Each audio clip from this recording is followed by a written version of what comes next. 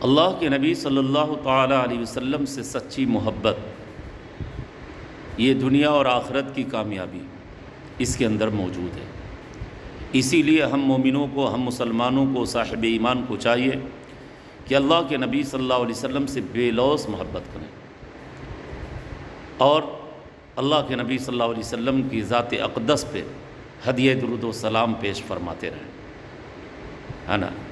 یہ تو مومنوں کے لیے بڑی خوشبختی اور خوشخبری ہے کہ اللہ کے نبی صلی اللہ تعالی علیہ وسلم نے فرمایا، میری امت کا جو شخص مجھ پہ درود و سلام پیش کرتا ہے نا، اور دل سے پیش کرتا ہے، تو میں اپنے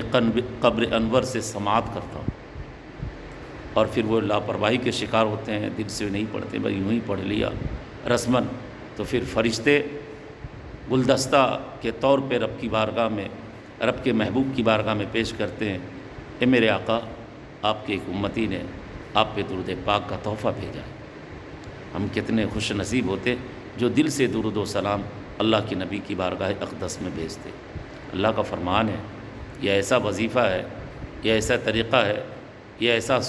ایسی سنت ہے جو رب فرماتا ہے کہ میرا فرشتہ نبی پہ درود و سلام پیش کرتا ہے۔ اے ایمان والو، آپ بھی اپنے نبی پہ خوب خوب درود و سلام بھیجو۔ میرا رب اپنے محبوب پہ درود اور سلام بھیجتا ہے